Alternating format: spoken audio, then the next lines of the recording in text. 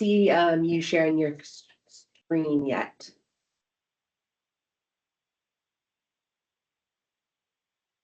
Okay. Do you see it now? Yeah, Yes, perfect. thanks. Okay, the recording has started. Please remember that we do need quorum at all times to continue the meeting. Go ahead and start.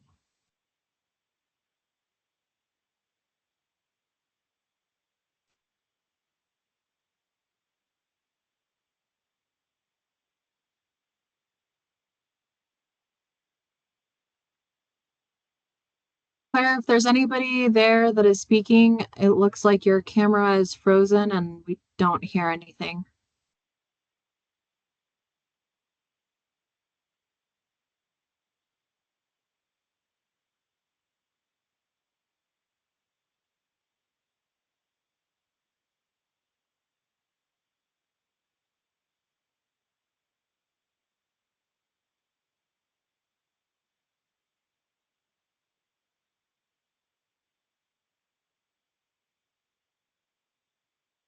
Hey, Dave, we did start the meeting. We haven't called it to order just yet, but it looks like there's some issues going on Okay. on site. Oh, okay.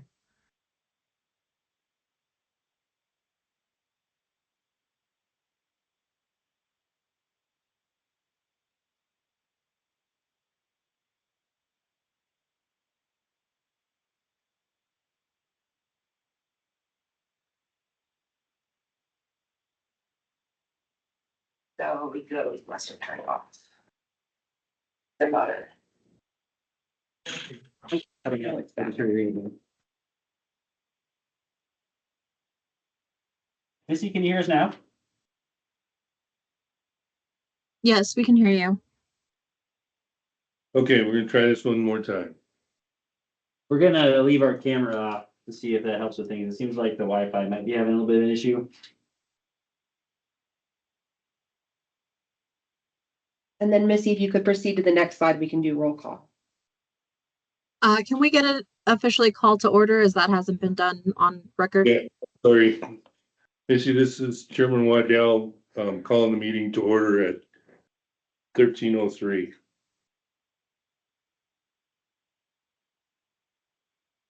Chair Waddell, Here, Vice Chair Jackson, Chair. Commissioner Carpenter, present. Commissioner Hanovich, Present. Commissioner Schaus, Commissioner Steiner, Here. Commissioner White, Present.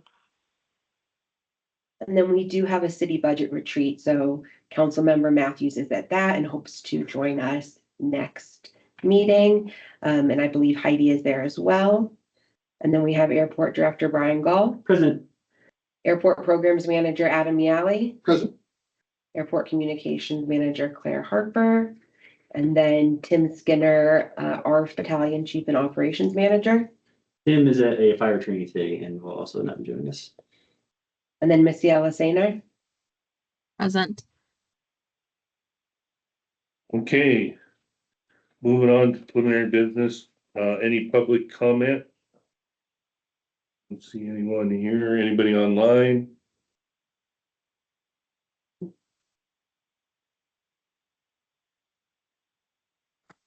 Okay. Any announcements, reconsiderations or changes? Yeah, you do. Well, I know some plow guys if you end up needing extra help, so I gotta get going though. I'm hopping into my next meeting. I'll Is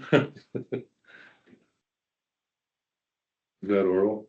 I was Commissioner Schaus, I believe. Oh. Andrew, you on with us? I muted him. Oh.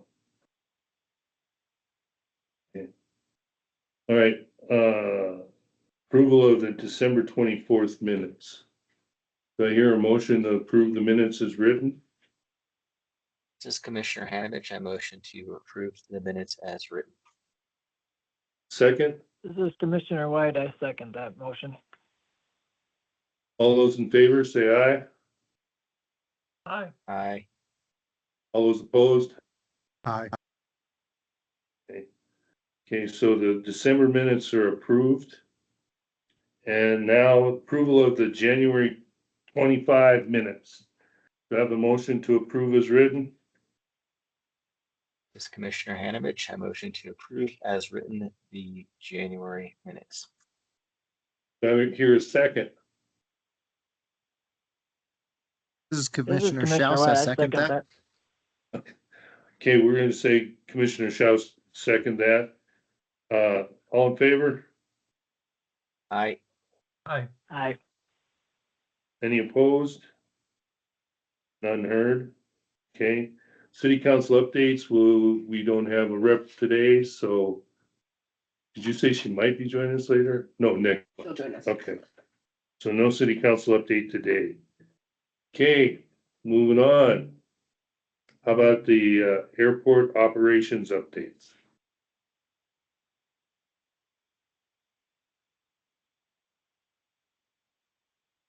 All right, everybody, Airport Director Brian Gall here. For employments for January 2025, we have 4,540 employments. As a reminder, an employment is a revenue passenger boarding, departing flight, departing scheduled flight. January's employments were up 11% over 2024, and the highest number we've had since 2022. January is typically our lowest month for employments, so we're kind of right in our typical range with that. Next slide, please. Total operations, as a reminder, each operation or an operation is an aircraft takeoff or landing. That counts as one operation.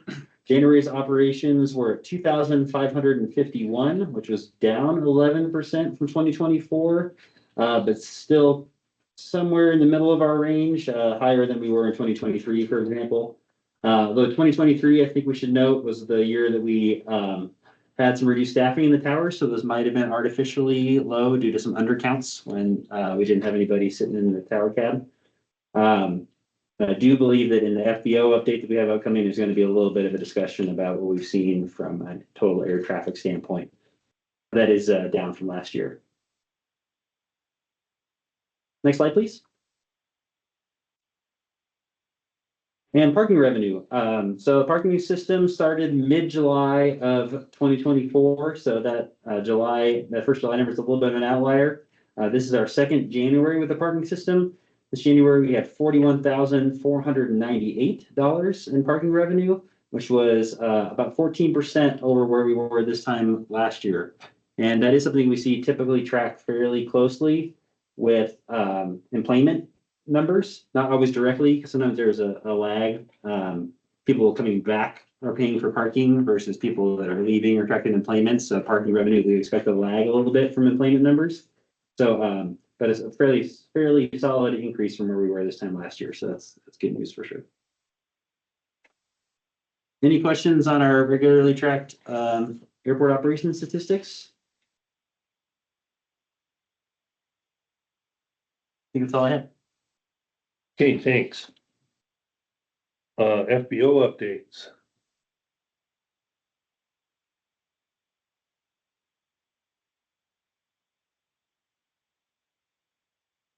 We have that slide or we sent a slideshow or something. I got that. Fuel flow comes up first and then Okay. the slideshow in there. You want me to do fuel flow? Yeah, you can do fuel flow. Okay, fuel flow for January 25 was 68,592 gallons, which was remarkably similar to January 24. Only a 0.5% difference between the two. So very similar to where we have been and kind of right in the middle of what we typically see for this time of year.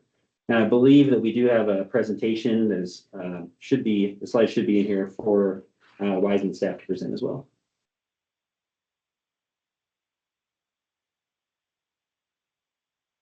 Next slide, please. So 24 actually ended up very close to 23, which was pretty remarkable considering what was going on with the economy in this country at the last year or so. You wanna introduce Fuel yourself? flows were really high. What's Do that? you want to introduce yourself? I'm Josh with Wiseman Aviation. We're 1% down, which I think it ended up like 300 gallons or something. It was almost dead even with the year before, which is pretty wild. January, we started off gangbusters this year, and then it kind of died in the middle of January. Typically January, February are slow months, airport wide, but as far as the FBO goes, typically we have snow that can account for that. This year, we're wondering what's going on. You know, why is it so slow? Because it's been beautiful here. We're down about 11% currently. January was within 1% of the year before that, but currently for the year, as of today anyway, we're down about 11% in sales. The turbine traffic has been pretty much non-existent. Not really sure again why that's going on. Our seasonal customers, we've got a lot of people that live in Forest Highlands and Canyon. Those folks do not show up this time of year anyway, and that's a lot of our turbine traffic. They're just typically there to do the snowbird thing and go to Florida or other warmer places in the winter time. So that's typical, but the other parts of that, just people transiting through. We're not seeing a lot of it right now. I'm not really sure if it's economic related or you know, everybody's just catching their breath from holidays or you know, the whirlwind election season, all that jazz. We've seen a lot more military this year than we saw previously in January and February in 24. So that's a good thing. That's kind of keeping our numbers up a little bit more. If the military had not been coming through right now, we would be kind of hurting, unfortunately. The airline's been very inconsistent about what they're buying right now. They've been around tripping a lot from their Dallas flight and their Phoenix flight. So there's some days we'll go and put 1,000 gallons in the RJ to go to Dallas, and then there's other days where, like yesterday, I put 75 gallons in it to go to Dallas. So there's no rhyme or reason for that. They you know, kind of look at their numbers, and if they can round trip it, they will. And if they can't, they won't. And it depends on where the plane comes from. Sometimes it comes from Phoenix and then heads on to Dallas, so that plays a factor in it. Whether it comes from Dallas and then returns to Dallas, so there's a lot of different dispatching aspects to that. But again, it's hard to plan for that. You just don't know if we're gonna have a gangbuster day with the airline or not. One thing that's definitely consistent is if Dallas has weather, we can count on some fuel because they're gonna put on a lot of extra fuel to tank, or if they have to go to a different airport. So anytime there's something going on in Dallas, we see a better uplift from them, which is a good thing. Fuel prices have stayed the same the last month and a half or so, basically since the election. Up 8 cents, down 8 cents, up 8 cents, down 8 cents every other week. We get price notified on Fridays, and it's literally, you know, last week was up 8 cents, this week it's down. Next week it's projected to be up again. But it's staying within 10 cents of where it has been. Next slide, please.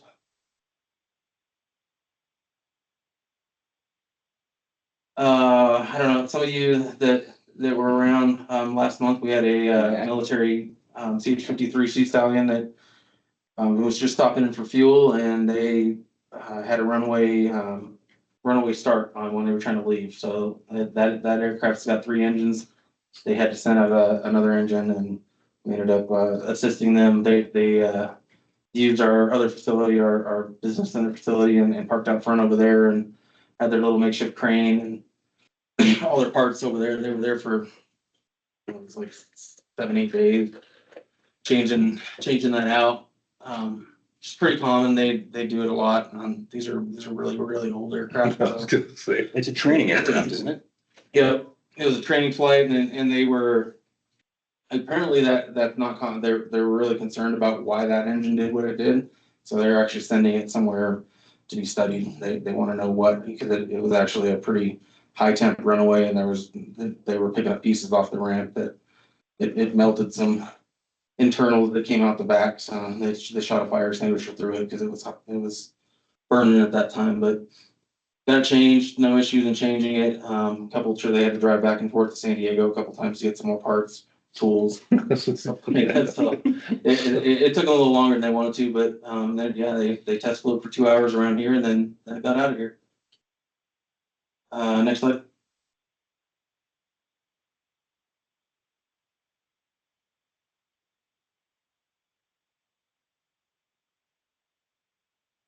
Those of you that have been over there, we've had Jeep Patriots for the last, I don't know, probably 8 years or so. And they're getting a little long in the tooth. They're crew cars and they get driven like crew cars, so they're starting to fall apart. So Orville decided to upgrade us. We bought 4 new Bronco Sports. One's gonna go to our Winslow location, then we'll have 3 here for crew vehicles for the transient customers to use as they're wanting to go get lunch or go check out the city, whatever. We allow everybody to use the car for a couple hours that come in. Having 3 gives us a lot more flexibility because inevitably, especially in the summer months, you've got 4 NetJets crews sitting here and all wanting to go somewhere, and one crew's got the car and they're gone for 2 hours and now they're stuck. So this gives them a way to get around. I don't know how many people have seen our air stairs, our newer stairs that we about a year and a half old or so. They've got this branding that's going to be on the cars, the same with the trees and a little more color than what we've had before. So that this is just kind of an image of what we're thinking and we're going to do, and rather than name them before they were crew car 1, crew car 2, crew car 3, they're all going to have names: Fox, Bear, Sasquatch, whatever, Deer and Fox or whatever. And they'll put a little decal on the front so that you can distinguish which car you're in. Is this an ongoing project that you're finally completing? Is that? No, so we've had the crew cars, we've had G Patriots. This was just, he ordered them, the Bronco Sport is, I guess, a very popular vehicle. So when you order one, it takes 3 or 4 months to get them. Okay. So they're building them. So we got our first one delivered 4 weeks ago, and the other 3 are 3 to 4 weeks out. And then our graphics guy designed it based on what we did with our stairs. Designed this new logo for the back. That before it just said it's a crew 2, crew 3 with our logo on the side. So this makes it a little more fancy. You'll be able to see us driving around town, kind of like the airport vehicle. You can spot them everywhere every time. Right? But we're excited. Something different. I think the Bronco really fits the region. Yeah. You think Flagstaff is outdoorsy? The Bronco is kind of an outdoorsy vehicle. Next slide, please.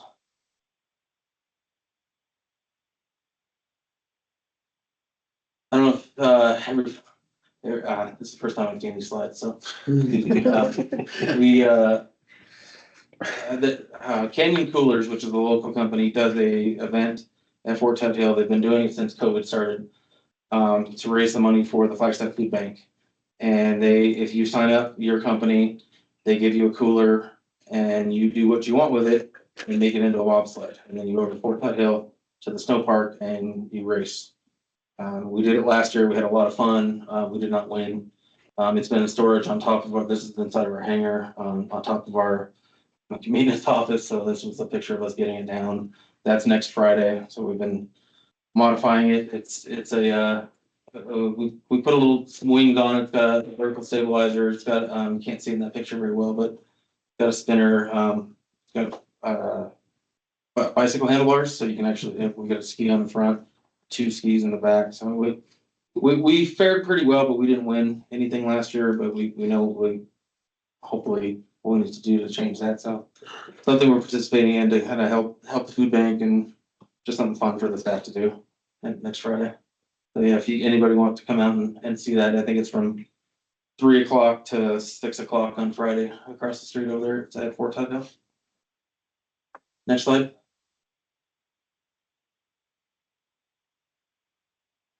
Oh, nice. So we do a big company party every year for Christmas, and we went down to Blazing M in Cottonwood, and this is our staff photo. This was also our Christmas card this year that went out to all of our customers. But something fun, and we bring all the families together. Most of you know we have a location in Winslow. Those guys all come over. We closed down for a few hours and go down and had some fun. There's bull riding and hay ride, shooting gallery, axe throwing, that kind of stuff. Pretty neat place. If you guys haven't been there, anybody's got families, it's kind of a cool place to take the family. Next slide, please.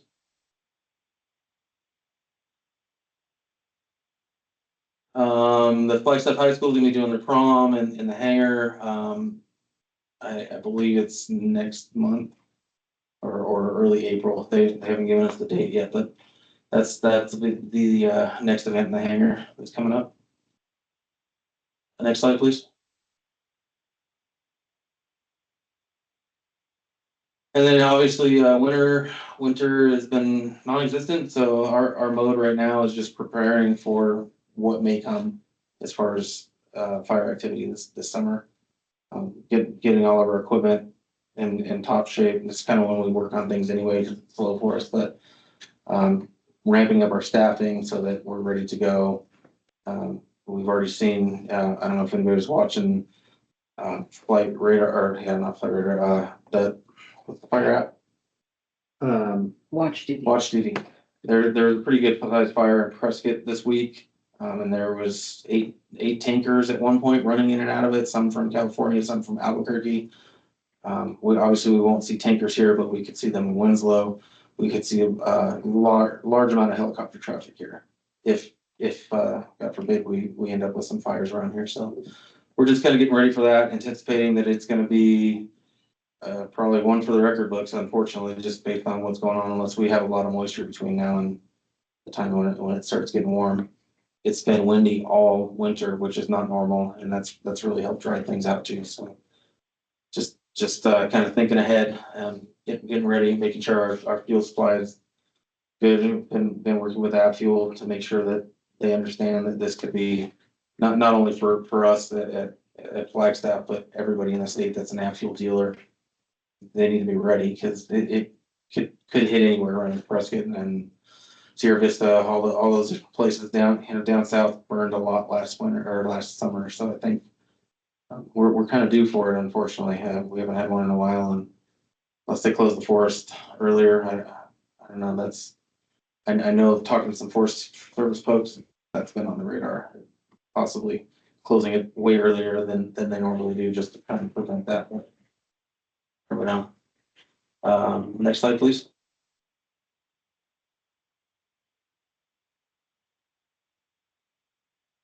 That's it for us. I saw 130 in the pattern the other day. Was he just flying around or? He was, yeah. And actually, I found out after the fact it was one of our ex-employees. Oh, really? Yeah, he was just burning up the pattern.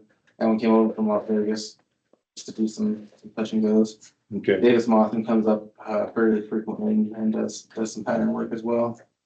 We were supposed to have a KC-135 today. That was going to spend a few nights, and they canceled because of the incoming weather. Yeah, that would have been a good uplift and some possible de-icing. What else? LeBron James is here today. I don't know if anybody's seen the jet over there, but he landed at 6:30 this morning. No idea what he's here for, but that's our weekly celebrity update. So I was a 135 Navigator, so nice. got a lot of 3,600 hours in 135. Okay, thanks. Yeah. Good update. Hope you guys win the sled race. Yeah, it'll be fun. Well, so that was the thing. They actually make it over there on the runs. So they open on the weekends, I guess, for families to go over tubing at the tubing park, and so it's been open for about 4 weeks now, but just with man-made snow. So I'm kind of looking forward to see what that's like. Versus last year, we had a ton of snow when we went and did it. There was snow everywhere, and it was very soft runs, and I feel like this man-made stuff might be a little more icy, make us go a little faster. Yeah. I don't know. I'm not going to be in it. I'm going to watch because I take longer to heal nowadays than the 20-year-old guys. So, Well, good luck. Thanks. Okay, Adam, I think you're up for projects and grants. Did we have any other questions? Thought I heard someone chime in and I apologize, Chairman. No? Okay. Good afternoon, everyone. Adam Yali, Airports Programs Manager. Got a quick update on a couple projects. Missy, may I have the next slide, please? Thank you. First project, we've talked a little bit about the Express Visitor Center that's coming in, and I think I may have kind of confused some people. I apologize. We have two projects that are associated with that space. The first one is our Express Visitor Center. I'm calling it the old cafe space, if you will. And that's where we're gonna have a visitor center, we're gonna put some storefront up there, and we're gonna have a small visitor center. I think it's gonna be fantastic. We'll give an opportunity for people to interact with city staff and if they have questions. So I'm excited about this. This particular project's been some time in the making. Leave it at that. Where we currently are is we found a contractor, negotiated prices. We entered into a contract. The contract was returned and it has been signed off. So purchase orders and routing for that particular project. And we're going to have a project kickoff next week. So you'll see some activity downstairs during the construction of this. It'll be a little bit later on, take about a month or so for the lead time for the storefront. But we're looking to have all of that put in by the end of April, which I'm very excited about. I think it's aggressive and I appreciate that. There will be a little bit of electrical work, a little bit of plumbing work, but for the most part, it's just the storefront and some touch up of the paint. We'll be taking down the mural that's currently there and replacing that with the same color walls that we just recently redid as part of the CARES project. So next slide, please. These are the associated plans that came with it. The plan sheet that's on the right, you'll kind of notice a top view, if you will, and it kind of illustrates or shows they're in that space. Or I'm sorry. oh, okay. The location of that storefront. It's going to be fairly small, but I think it's going to be very impactful for our traveling public. Also, as part of that, during their times of operation, we will be selling alcohol beverages as well as like other gifts that you can pick up, neck pillows and things like that. I know they're refining what that final list is going to look like that they'll be selling there, but it'll be oriented for the traveling public. We'll have maps and be able to give more information about the city of Flagstaff. So that's that particular project. I'm gonna leave it on you for just a minute, Missy, so hold on real quick. Do we have any questions regarding the Express Visitor Center? None? What we're seeing here is this, I'm sorry, this is Commissioner Carpenter. What we're seeing here is this both pieces that you were talking about, the like city visitors area and the automated Yes. purchasing? Okay. A portion of that micro mart, which the next project we're gonna talk about is on the other side of that open space. Okay. That is gonna be, when I think of a micro mart, I think of kind of when you go and fly through, say, Phoenix.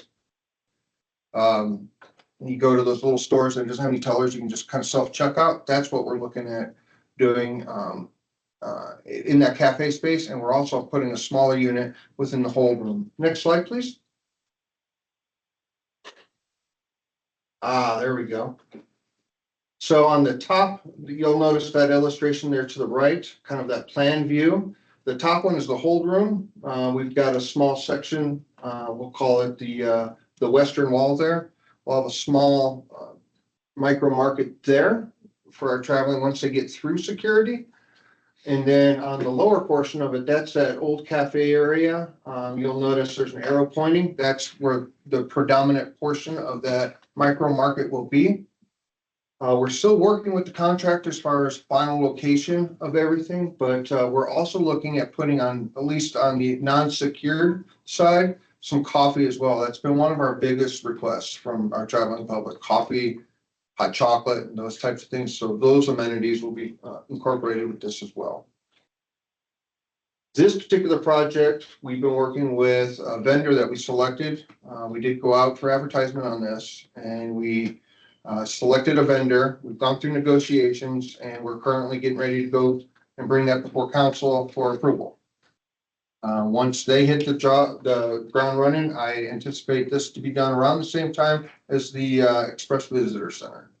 So around the April mark is what we're looking at. Do we have any questions on this? Okay, hearing none. Missy, can we go to the next one, please? The snow removal equipment building project. Since the last time we spoke, we've worked a little bit more with our design consultants. And we are scheduling another meeting with the FAA to have conversations basically about eligibility, grant funding, and what their perception is and what our perception is, and just to make sure that we're all dialed in, we're all comparing apples and apples, oranges to oranges. Following that meeting, if it goes well, then we should be able to walk away from there knowing approximately how much we need in additional funds. So that way, on the FAA side, as well as the city side, we can go and see if we can secure that additional funding. So there'll be more information on that coming in the coming months. Questions? None? Missy, next one. Airfield maintenance phase 6. This particular project is a culmination. We had our Part 139 cert inspection, and they identified some discrepancies that we needed to address. Some of them, an example would be some of our pavement markings out there has some rubber buildup from landings.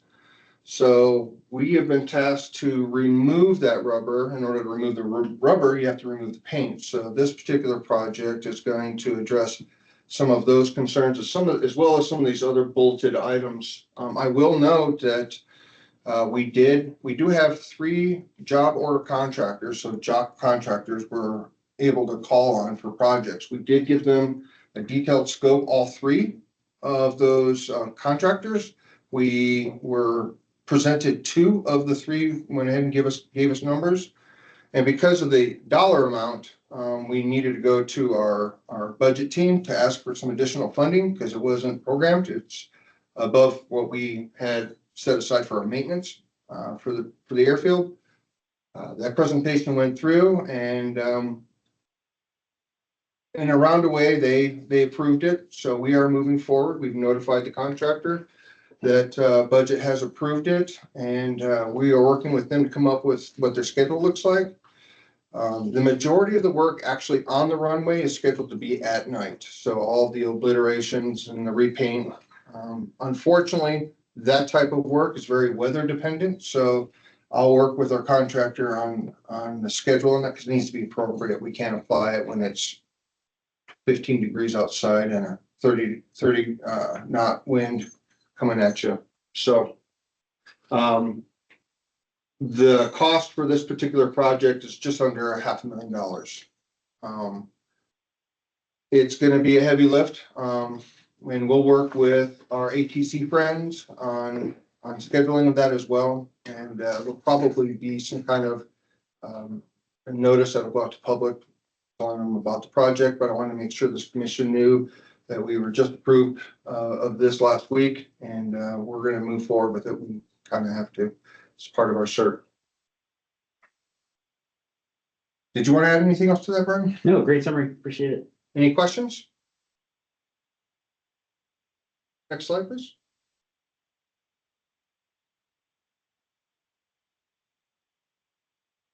And that's all I had. Thank you for your time.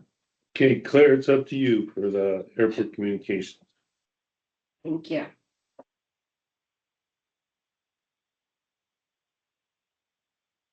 So we were featured in the January edition of Airliner World. And Airliner World is UK's most popular aviation magazine. It was available for sale at Barnes & Noble. You can still get it until the end of next week, I believe. But you can't get it at our Barnes & Noble because our Barnes & Noble doesn't have a magazine section. But we will have some hard copies available at the airport that we can certainly share with you if you'd like to read it. And I'll also send it out in an email to everyone. But the editor came in, spent half a day with Brian in October, and it's a really well done, beautiful article. So I'll make sure to send that out to you. The Brits are aviation crazy. It's always fun to go over there. And they love the Southwest, so he loved Flagstaff. Like he can't stop talking about. We correspond still through email, and it's like he thinks Flagstaff is amazing. Our LAX service will resume on Saturdays. Right now it's available to book March 8th through May 3rd. And this schedule has fluctuated a bit. So we'll certainly keep you up to date on any of those changes, and we'll continue to work with American Airlines and have the conversation about the increased frequency to perhaps make the route more successful. It started in October and went through the first Saturday in January, and then it was discontinued due to low numbers, so they're picking it back up May 8th. And then a few other things to talk about. We had talked about a letter of support for the snow removal equipment building that we could give to our lobbyists to bring on their federal trip. But since we've pivoted a bit in the financial situation, we're still waiting on that. We decided internally to not do that letter quite yet. The trip isn't until April, so if things change, we can certainly have a letter done in time, but we haven't moved forward on that one, but we'll certainly keep you updated. And then a few other things that we're working on that are really exciting that we're just waiting. Our procurement process at the city can sometimes take a bit longer. So we're working on a few signatures, but we're going to have a new widget that will be on our website. So they'll be able to book directly off of our website, Flagstaff AZ, and then we'll be able to capture that demographic information and use it to better market the airport. And then we're going to launch a new marketing campaign as well. So next month, I'm excited to show that to you all. That's all I have. If there's any questions. Thanks. Okay, airport land use discussion.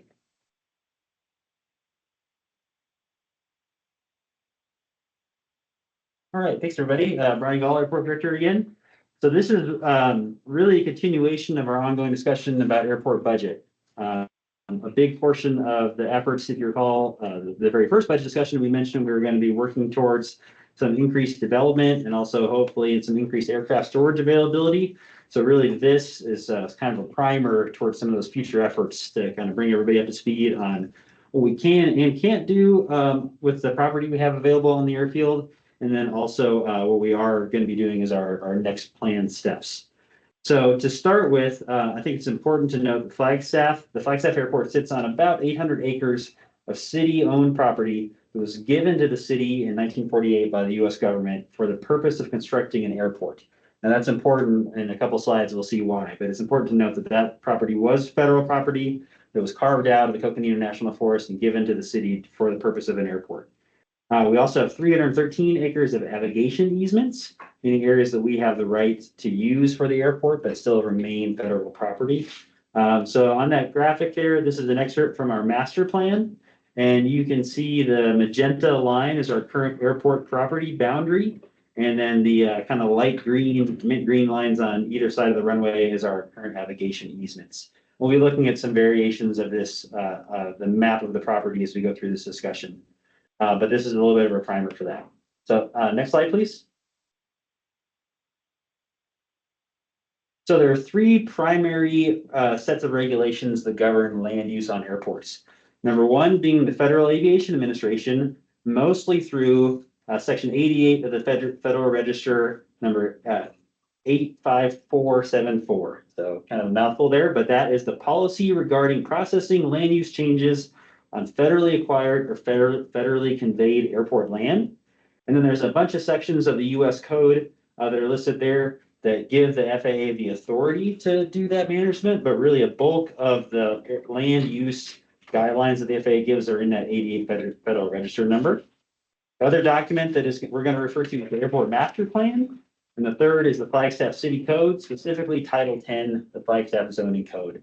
So in the next few minutes here, we're going to go through each one of those in a little bit more detail. Next slide, please, Missy. So the Federal Aviation Administration, through that Federal Register on land use changes, federally acquired or federally conveyed airport land. Let's just start with, we need to break down what type of airport land we have. And so if you recall, I said that this was for federal property that was given to the airport for the purpose, or to the city for the purposes of building an airport. That means we are on federally conveyed land, and that comes with some more strings than say land that is sponsor acquired, meaning if the city of Flagstaff have purchased or annexed some property to build an airport on, it's a different set of rules versus the land that was given to sponsors, the sponsor being the city, for the purpose of an airport. So there are 4 airport land use categories that the FAA considers. The first is aeronautical use, which broadly speaking is anything that is involved with the operation of an aircraft. Involved with or necessary for, so it includes things like navigational aids, but of course also the runways, the taxiways, the aprons, the hangars, all of that would be directly considered aeronautical use.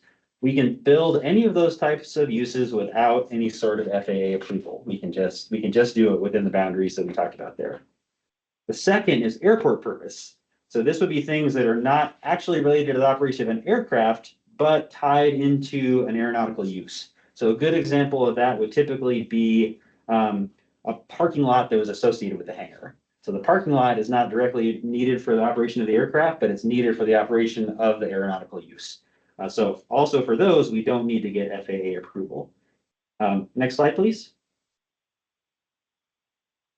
The next 2 categories, one is non-aeronautical use. And this would be basically everything that's not aeronautical or airport purpose.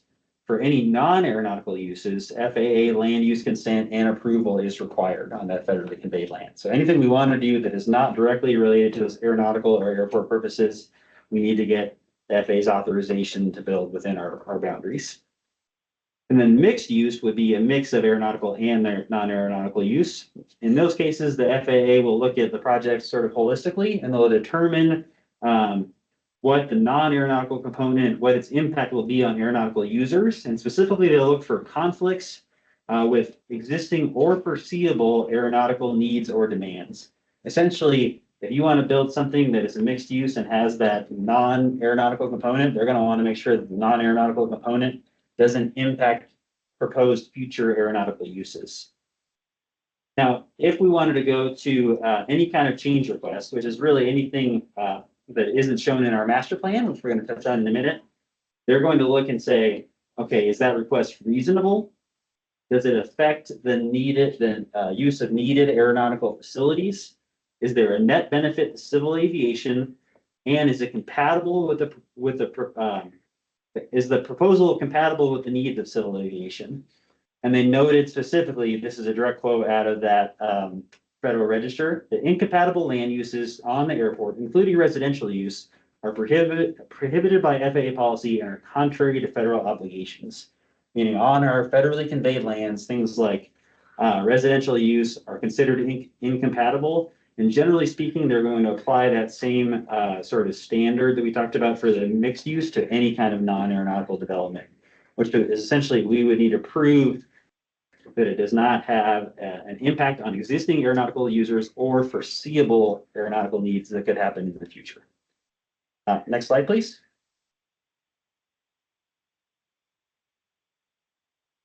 So once you get a layer kind of below that FAA oversight, we have our airport master plan that is designed in conjunction with the FAA to FAA standards. Now there's 2 portions of the master plan that really look at land use.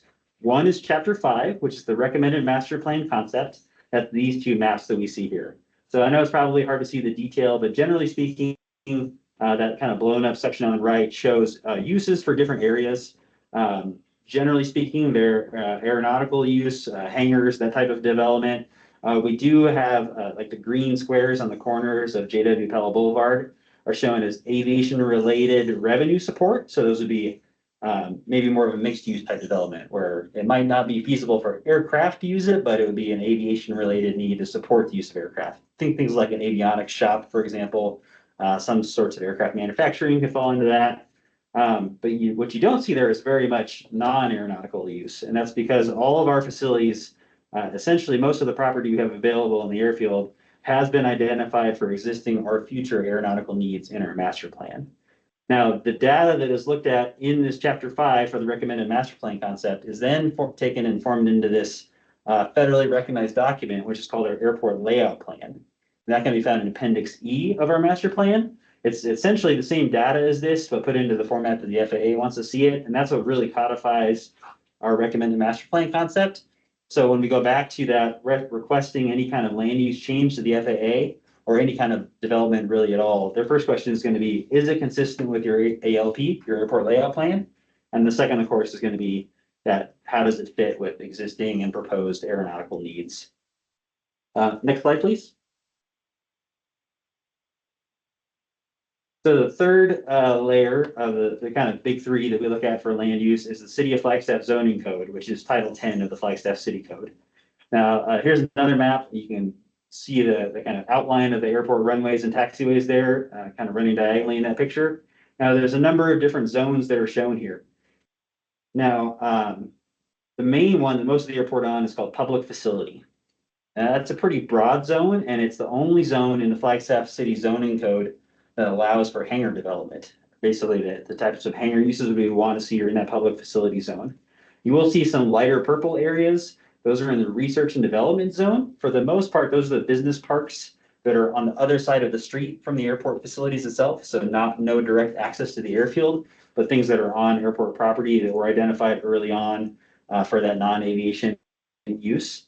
We also have a kind of magenta color up in the upper left corner is highway commercial, which has a pretty broad use, and we'll talk about that parcel a little bit more specifically later.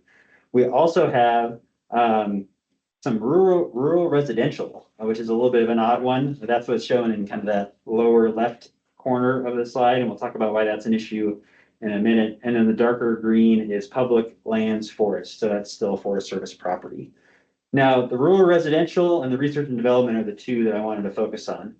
If you recall from those previous slides, we have to, any land development we do has to be in compliance with our airport layout plan and with those FAA rules about land use.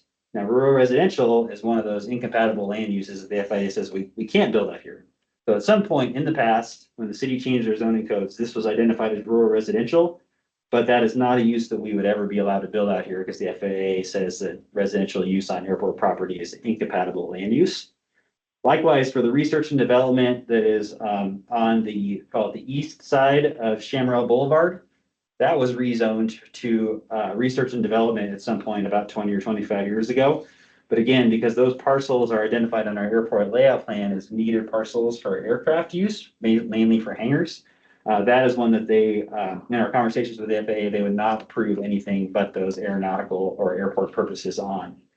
So what we would have to do any sort of development in those two areas is get a rezoning. And this is something we've talked to the city planning department about. The way we would do that is through what they call a concept zoning map amendment. Essentially, we look at the parcels that are currently zoned with the incompatible land use on the airport.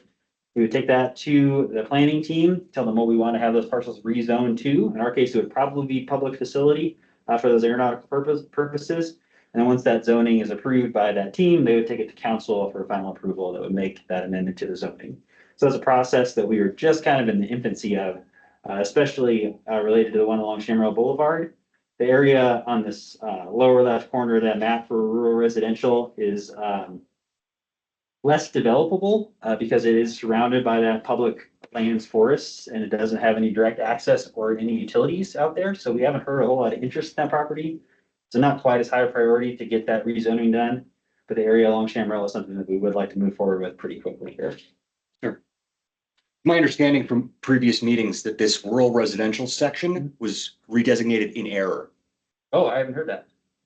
That's not the case? That it was redesignated to rural residential? In error, years ago, yes. I can't speak to why. I would guess that at some point, either somebody didn't look into the FAA regulations when they did that, or I can't speak to the reasons behind it, but I can say that the FAA would never approve any type of residential development there. So it could stay that zoning, essentially what the differences between the land use criteria from the FAA and the city, if the city doesn't change, would make that land undevelopable. So I think we would see support from the city council, generally speaking. Isn't this part of the federally conveyed section to It the is. previous map? Yeah. So how can it be redesignated? It's in violation of the federal. How can it be redesignated to? No, Public facilities? yeah, how did the error even occur if it's not land for them to be able to redesignate? I It's can't- federally conveyed. Well, it's still within the city of Flagstaff footprint. Right? Okay. So the city of Flagstaff zoning code applies to all land within the city of Flagstaff. So at some point, that land was designated under the city zoning code as rural residential, Okay, which is not an allowable land use. But the FAA doesn't really care what a zoning code says about it. They only care about what gets built there. So okay, so it's not something that ever had to be taken to the FAA for approval, right? Zoning codes are not something that they're gonna spend their time looking into. They only look into development itself. right. So I can't say why 20 or 30 years ago that was designated as rural residential, but I can only say that the FAA will never approve the development of residential properties there. Right, right. I guess what I'm driving at here is there a way to expedite this process by calling it an error? Like, hey, we just need to fix this error. We don't need to, go through the process to redesignate a zone. Like they messed up 20 or 30 years ago. Let's just fix it. Not really, from what we understand. The only way to change zoning within the city code is through this concept zoning map amendment. Wow, Per our charter, we need to do that. Yes, I believe it is through the city charter. Yep. that's awful. So that's the process that we're working our way through. Okay, Um, thank you for running me through that. sure, no worries. I appreciate the question. Commissioner Jackson has her hand up as well. Oh, go ahead, Commissioner Jackson. Hi, thanks, Brian, and thanks for this portion of the presentation. So I have a question, as we are often getting requests from land developers. That's what we do. But my question is this, like, how do we know if there are any other things that are in conflict with FAA? Like, clearly rural residential is one of them, but is there any other, like, I guess what I'm asking, are there any checks and balances to know this? Because we're out speaking to developers and we're referring to the documents that we have here locally. And so it doesn't always look good if we're like, hey, come check this out. This is what we got. And yes, it's zoned properly. And then we find out, oh, sorry, it's not actually correct because of the FAA. Is there any other items in and around the airport that we should be concerned about that the FAA might have issue with? So, there's not a ton that concern me at the moment, and the reason is it's pretty clear from the conversations we've had with the FAA that the stuff that is in the public facility or what should be zoned as public facility, even if it's not currently. So the areas within Shamrell, sort of on the airport side of JW Powell, on the airport side of Pulliam, within our perimeter fence. Really, the only thing that the FAA is going to approve there is the aeronautical or airport purpose. And occasionally in mixed use development, if we can make the case that it still suits the needs of the aeronautical, civil aviation in the country. Now, essentially, the big question is the mixed use. And what we've heard from the FAA is the answer is almost always, it depends, and they need to see it on a case by case basis. So if we ever have a proposal for a mixed use development, sort of inside that perimeter we talked about, the only real way we can get a definitive answer on it is by going to the FAA and having them review it. Now, I do have a couple more slides here because there are some areas of the airport where we have development opportunities that aren't bound by these requirements. But does that help a little bit? It does. I'm just curious, like, does the FAA, like, is there anybody local with the FAA that could participate in like meetings? You know what I'm saying? Like, in case they're. The Phoenix Airport District's Office is the one who ultimately makes the rulings on that. Okay. So we have a working relationship with them. So if any specific questions ever come up, that would be the group we would go to. Now, the FAA generally doesn't give unofficial answers. I guess I would say they're going to give you some very general guidance, but until they have a formal application and submit their formal answer, nothing they say is binding. So there's always a risk there. But we can get feedback from them on what they're going to be looking for, which can be helpful. Thank you for the information. Very helpful. You bet. Next slide, please, Missy. Are we gonna come back to Commissioner Shops? Oh, Commissioner Strauss, did you have a question? The text is a little small for me to see. Yeah, and I apologize for the verbiage. I'm trying to figure this out. So like, we would have to change the zoning for anything, through the city because of how that was set up. But like in terms of the FAA and speaking to, what being used for aviation, is, so to speak, when we see like a Dallas or Denver where there's hotels on site, I mean, there's obviously some way to say, hey, FAA, these are for the use of the airport type of a thing. I don't know the right verbiage. I apologize. No, I appreciate the question, Commissioner Schaus, and that kind of goes to this next slide, but I'm gonna jump ahead a little bit to answer your question. So a hotel is considered a non-aeronautical use, and there are certain areas of airports that is allowed to be developed. But that's gotten harder over the years. So it's easier to do pre the latest 2023 update to this than it is now. And hotels are not considered the same thing as housing. So an airport hotel could be considered a non-aeronautical use or potentially even a mixed use if it really is to support aircraft operations. Whereas housing is generally considered incompatible. So there's a difference between permanent residency and transient residency on airport property. In terms, so essentially what we've heard from the FAA is that housing is a hard no. Things that are for travelers could be a part of a mixed use development. There's also a process in which you can get property released from those FAA rules. Now, the reason I wanted to highlight that is because years ago, this area highlighted in blue, it's about 32 acres on the opposite side of JW Powell from the airport, was part of the airport that was conveyed from the federal government. But because of the way the road layout ended up being completed, that area did not have any access to the airfield. So at some point, I think it was in the 80s, potentially in the 90s, the city went to the FAA and said, we would like to get a release from those federal obligations for this property. And that release was granted. Now, the reason I say that was easier back then than it is now is the new rules say if you get a release for airport property, the FAA says, we agree, there is no aeronautical need for this property to be within the airport, sort of land use anymore. Now our only option is to sell it. So if you get a release, you have to put it for sale in the open market. You take the funding, comes back to the airport to support the airport operations. But the airport, the city cannot get a release and keep it any longer. Releases that happened previously are grandfathered in. So we still have this 32-acre parcel that is within the airport property, but has been released from those federal obligations. And so what happened here was the city went through, I think it was a maybe 5 or 6 year process, requesting proposals for the development of this property for various uses. And we entered a contract about a year ago with a developer called Gentera that is going to be developing a mixed use development here in that highway commercial zoning. Now, highway commercial zoning is one of the most flexible zonings in the city. Their intent here is to build a tech park with some other amenities. For example, an airport hotel is something that they're looking into. Potentially some light industrial, along with research and development type uses is their main focus. And we do have on tap in the next couple of months here, a representative from that developer is going to give, we're going to have them come to the commission to give a full rundown of their efforts to develop that site.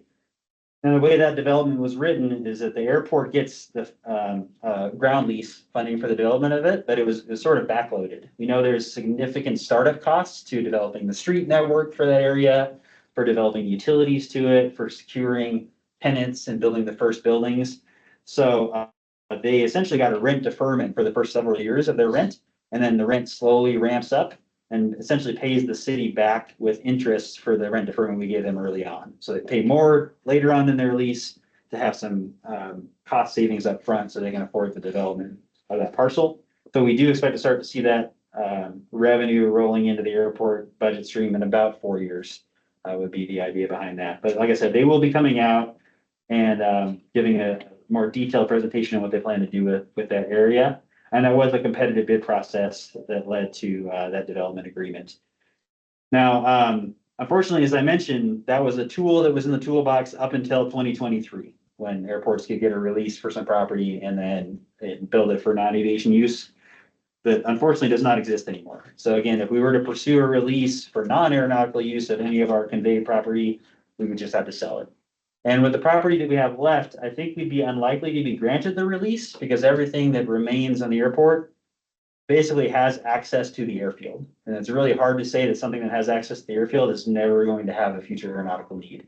So our main focus is going to be those parcels in and around the Westplex Loop, where we have some property there. We've had demand for additional aircraft storage. We've had demand for additional aircraft related businesses. And so we have 2 options for that. One is we can construct our own hangars, our own facilities on there, and then lease those out either individually or as groups. So to complete that process, we need to do the rezoning we talked about to get anything that was originally zoned as research and development back to public facility. We need some capital funding to build whatever infrastructure we were going to put there. And then, of course, bids for construction. The city requires a public bid process or a public selection process to build any of those types of structures. And then we could then rent those out and hopefully recuperate our costs.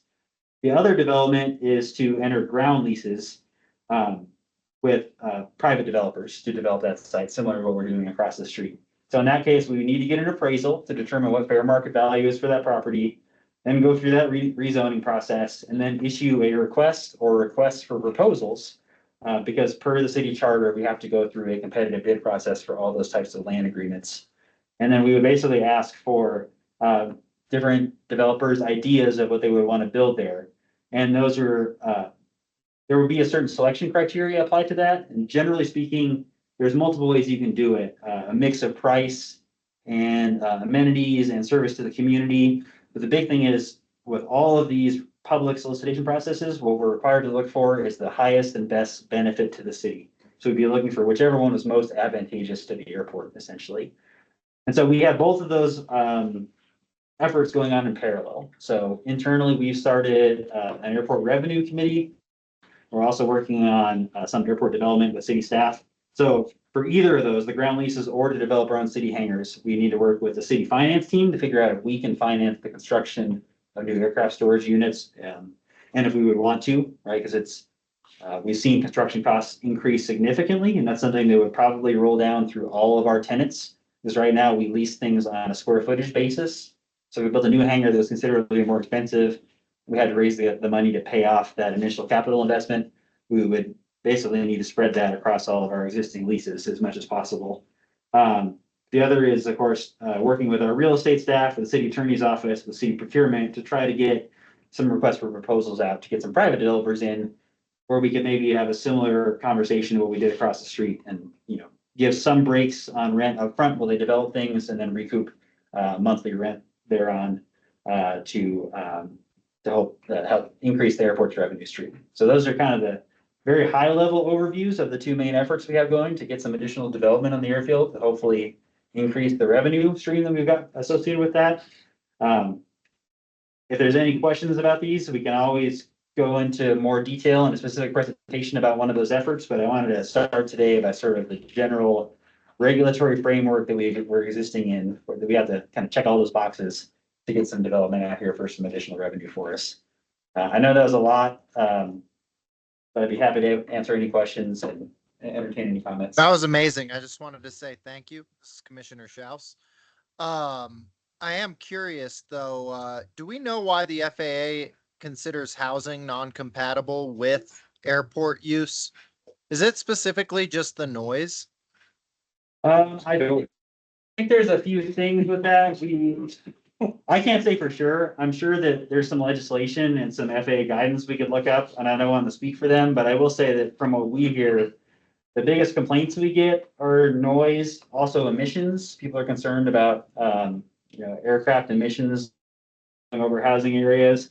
And then there is a safety aspect of it, obviously not too much off the sides of the runway, but within our runway protection zones, generally having less dense operations near airports is what the FAA prefers. But I don't want to speak for them for sure, but I do think the noise is probably the biggest.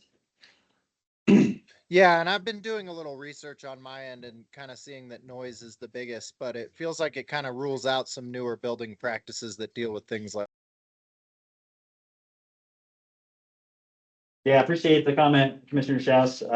Like I said, I don't want to speak for the FAA, but I do know that we haven't heard any proposed changes to that guidance, so I wouldn't anticipate them that regulatory framework anytime Is soon. that so? And curious again, Commissioner Schaus, is the same people you would talk to about releasing land from the federal area? Are they the same people that would, you talk to about different things like that?